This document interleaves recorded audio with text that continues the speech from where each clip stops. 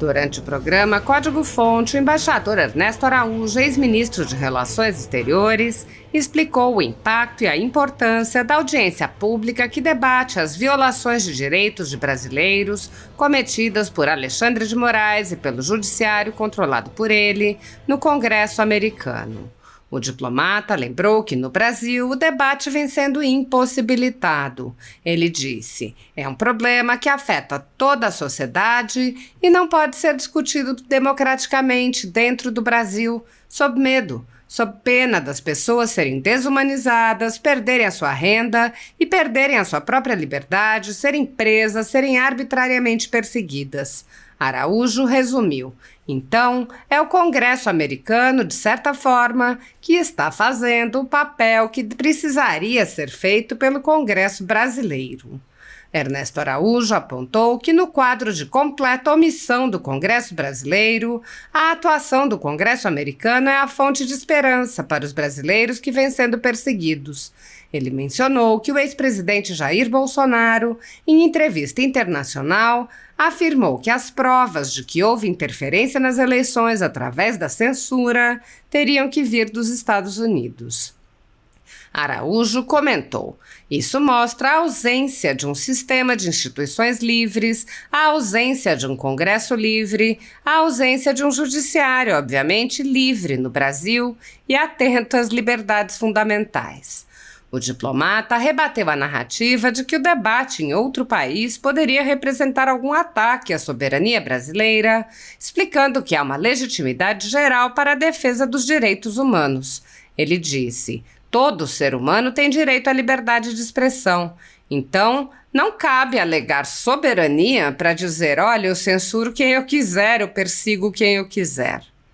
O embaixador Ernesto Araújo comparou ainda a diferença entre se aliar a países democráticos como os Estados Unidos ou a países totalitários como a China.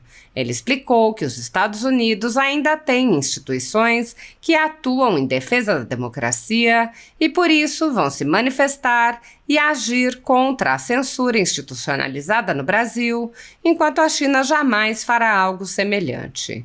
Ele disse: a China, o Partido Comunista Chinês, acolhe confortavelmente o corruptariado brasileiro, a classe política corrupta brasileira nos seus braços, e a reforça, a protege, a legitima, paga, financia e a propele. Portanto, eu acho que hoje está ficando bastante claro por que corrupto brasileiro não gosta dos Estados Unidos e gosta de China. O diplomata explicou ainda que a ajuda dos Estados Unidos pode ocorrer mesmo em um governo de esquerda que apoia Lula, graças à força das instituições como o Congresso e da atuação das pessoas que ali estão.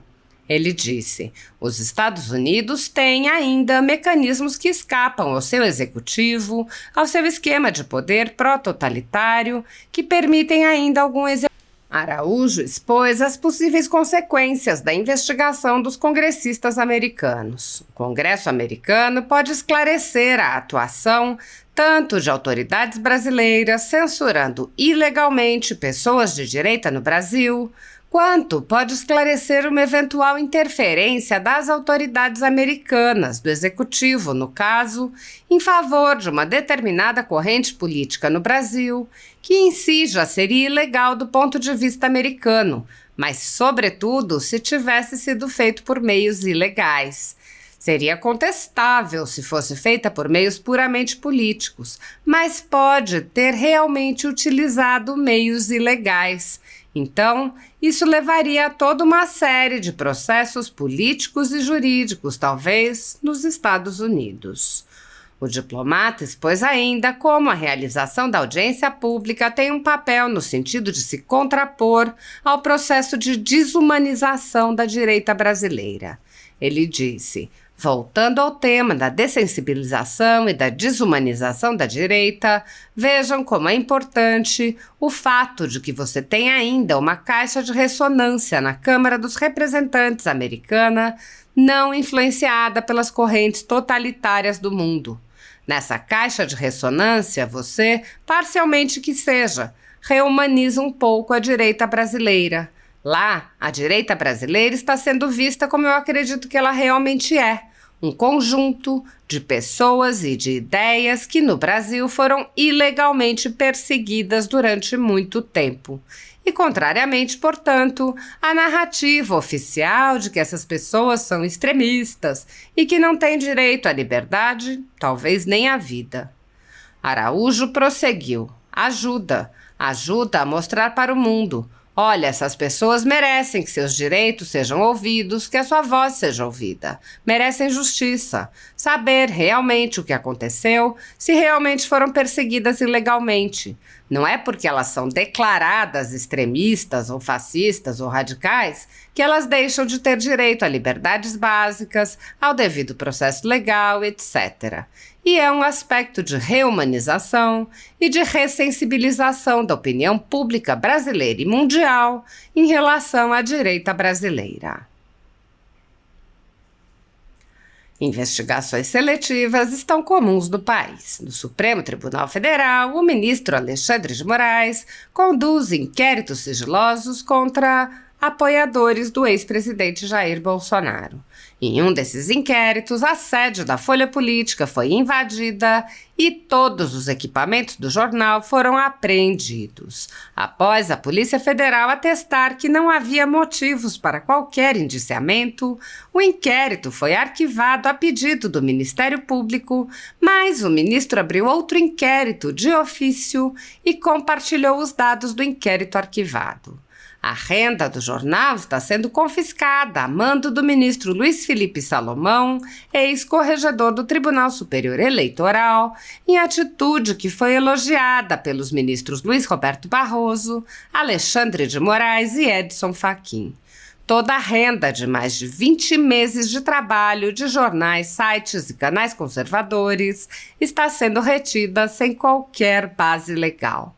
Se você apoia o nosso trabalho e pode ajudar a Folha Política a continuar funcionando, doe qualquer valor à empresa Raposo Fernandes através do QR Code que está visível na tela ou através do código Pix ajude@folhapolitica.org. Caso não utilize Pix, há a opção de transferência bancária para a conta da empresa Raposo Fernandes, disponível na descrição deste vídeo e no comentário fixado no topo. Há mais de 10 anos, a Folha Política vem mostrando os fatos da política brasileira, enfrentando a espiral do silêncio imposta pelo cartel midiático que pretende controlar o fluxo de informações no Brasil. Pix ajude@folhapolitica.org. Assista. Ele disse assim, alguma coisa assim, não é textual, mas algo assim. As provas de possível interferência via censura têm que vir de vocês. O Brasil não tem hoje os mecanismos, né, para levantar e divulgar essas provas. Então, isso mostra a ausência de um sistema de instituições livres, a ausência de um Congresso livre, a ausência de um judiciário, obviamente, livre no Brasil e atento às liberdades fundamentais.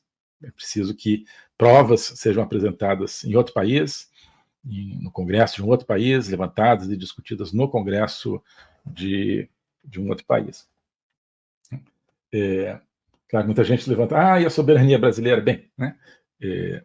Isso é a soberania brasileira, ela está sendo destruída pelas instituições brasileiras, que não admitem que os brasileiros discutam os temas que dizem respeito aos brasileiros dentro do Brasil.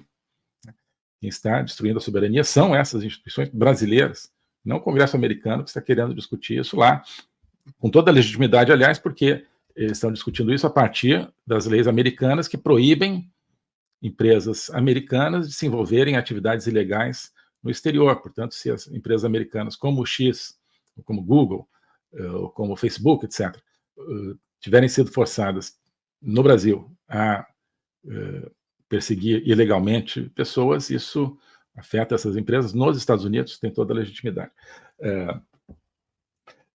Mas, além disso, claro, existe a legitimidade geral dos direitos humanos, né, a Declaração Universal dos Direitos Humanos, que diz que, né, as pessoas, todo ser humano tem direito à liberdade, inclusive liberdade de expressão. Então, não cabe alegar soberania para dizer, olha, eu censuro quem eu quiser, eu persigo quem eu quiser. O Brasil é signatário das convenções todas de direitos humanos e não pode alegar isso como esse tipo de interesse internacional pela censura no Brasil como uma quebra de soberania, né? Outro aspecto, para o qual eu quero chamar a atenção aqui, dessa atenção que o Congresso americano está dando ao Brasil nesse tema, é o seguinte: vejam a diferença entre um país próximo dos Estados Unidos, um país com influência, né, de uma grande potência ainda livre, ainda com um esquema democrático de governo, e um país, né, com influência da China, um país com regime de partido único, sem democracia, com censura total, né, e com um partido comunista que o governa. Por causa da influência dos Estados Unidos no mundo e aquela que ela ainda tem na opinião pública brasileira, que esse tema no Congresso americano está causando tanta repercussão e chamando tanto a atenção, né? Num mundo onde o Brasil fosse totalmente dependente da China, totalmente, né, ligado à China, onde o nosso futuro fosse atado ao futuro da China,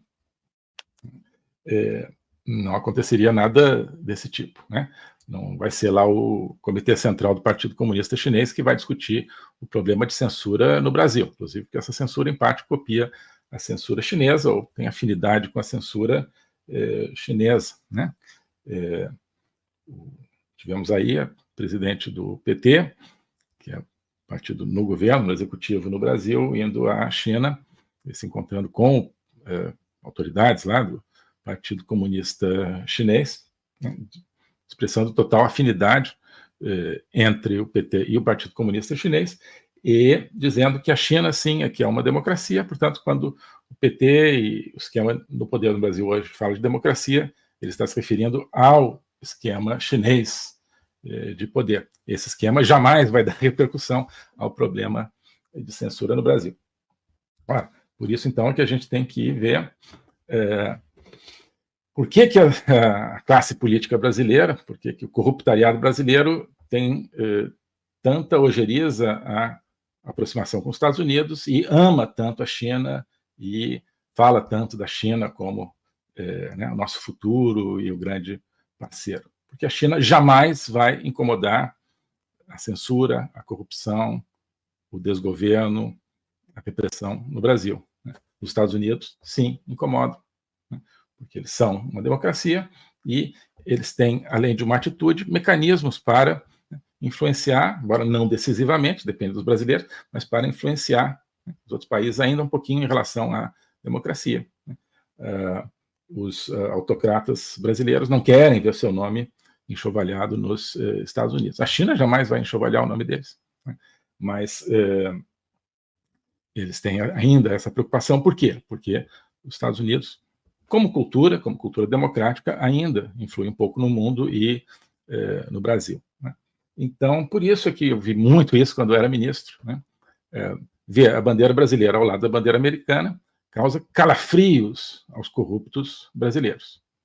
A boa parte da classe política no poder no Brasil causa calafrios. Por isso que não queriam que a gente se aproximasse dos Estados Unidos, porque essa aproximação, seja na economia, seja na defesa, né, militar, seja na esfera militar, seja na esfera de combate ao crime organizado, ela sempre estará contra o esquema de poder corrupto que domina o Brasil, que nós queríamos derrotar, né, no tempo dos primeiros 2 anos do governo Bolsonaro. E por isso que essa mesma elite, né, chora de prazer, né, ao ver a bandeira brasileira junto com a bandeira da China, né, porque é uma entidade poderosíssima, a China, o Partido Comunista Chinês, né, que acolhe, né, confortavelmente o corruptariado brasileiro, a classe política corrupta brasileira nos seus braços e a reforça, a protege, a legitima, né, paga, né, financia, certo? E a propele. Portanto, né, acho que hoje está ficando bastante claro por que corrupto brasileiro não gosta dos Estados Unidos e gosta de China. Tá certo? Bem,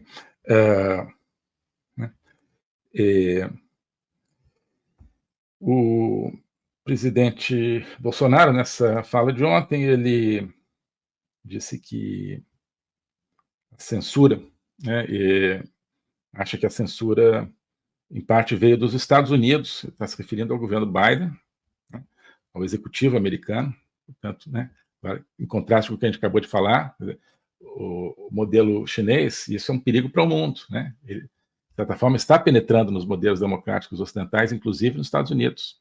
Né? No caso dos Estados Unidos, através da esquerda americana, do Partido Democrata.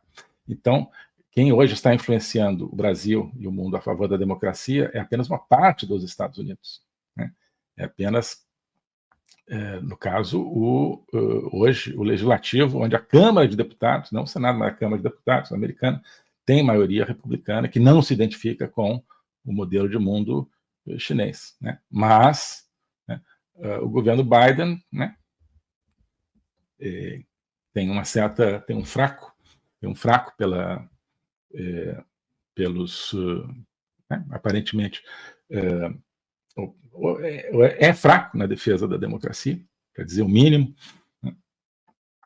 Tem atitudes muito estranhas em relação à Venezuela, por exemplo, muito simpático aos regimes narcossocialistas da América do Sul, da América Latina.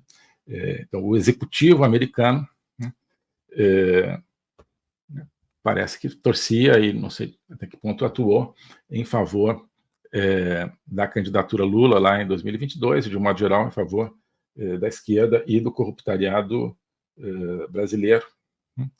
Então, isso que a gente precisa entender, né? Uma coisa é o governo Biden, no executivo hoje, outra coisa são os Estados Unidos. Né? Os Estados Unidos têm ainda mecanismos que escapam ao seu executivo, né? ao seu esquema de poder pró-totalitário, que permitem ainda algum exercício de democracia. Mas na medida em que isso acabar, nos Estados Unidos, a gente vai ficar realmente sem nenhum tipo de aliado externo. Bom, então, o presidente diz, olha, algum tipo de censura veio dos Estados Unidos para favorecer um candidato de esquerda no Brasil. Não sei exatamente o que ele está se referindo, mas isso foi em resposta a uma pergunta sobre o envolvimento do governo americano no processo eleitoral brasileiro, e ele deu essa resposta, né? E com a esperança de que o Congresso americano ajude a esclarecer o que realmente aconteceu. Então, o Congresso americano pode esclarecer a atuação tanto de autoridades brasileiras, censurando ilegalmente pessoas de direita no Brasil, quanto pode esclarecer, então, eventual interferência das autoridades americanas, do executivo, no caso, em favor, né, de uma determinada corrente política no Brasil, que em si já seria ilegal, do ponto de vista americano, mas, sobretudo, se tivesse sido feito por meios ilegais. Né? Ou seja, seria contestável se fosse feita por meios assim, puramente políticos, né? Mas pode ter sido realmente, pode ter talvez utilizado meios ilegais, então isso levaria toda uma série de processos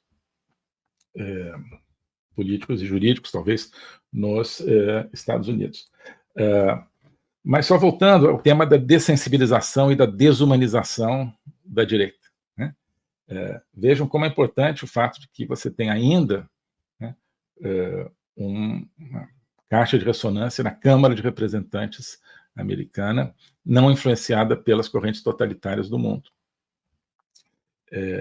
Nessa caixa de ressonância, você, parcialmente que seja, reumaniza um pouco, né, a direita brasileira. Né? Lá, a direita brasileira está sendo vista como, eu acredito que ela realmente é, um conjunto de pessoas e de ideias que no Brasil foram ilegalmente perseguidas durante muito tempo.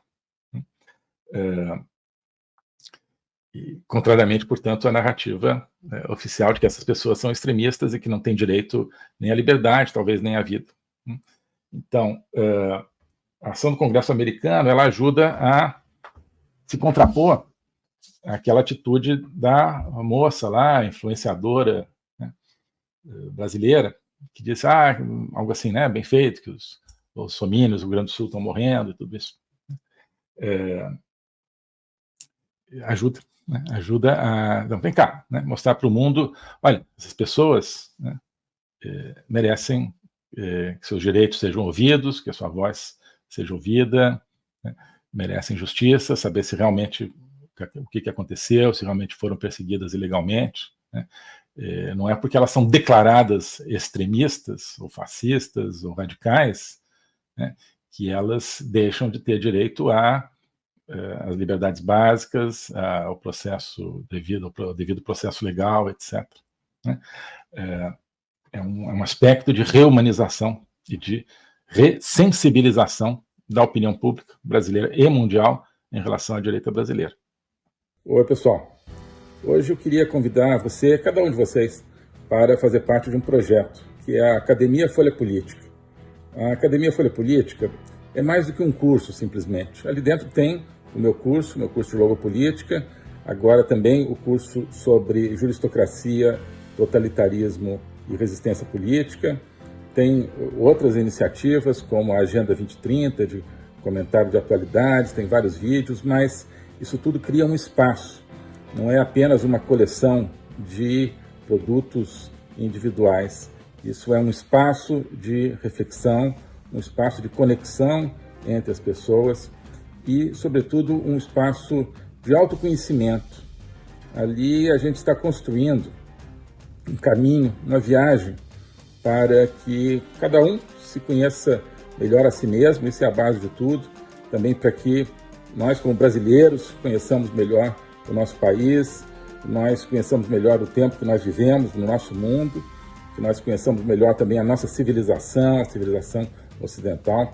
Isso tudo cria uma atmosfera de conhecimento. E o conhecimento é que conduz à liberdade, que conduz à libertação. Então, esse é o convite que eu queria fazer. Conhecer todo esse ambiente de uma construção conjunta. Passando a ser membro da Academia Folha Política, você não está adquirindo, portanto, um produto pronto, definido e acabado, como um curso definitivo. Não. É um processo do qual você vai participar, um processo no qual você vai criar o seu próprio conhecimento. Tá bom? Então aqui tem a descrição, tem o link para ingressar na academia, tem a opção anual, a opção mensal, e eu tenho certeza que quem entrar vai se entusiasmar com esse projeto, vai se entusiasmar com essa construção. Tá bom? Abraço.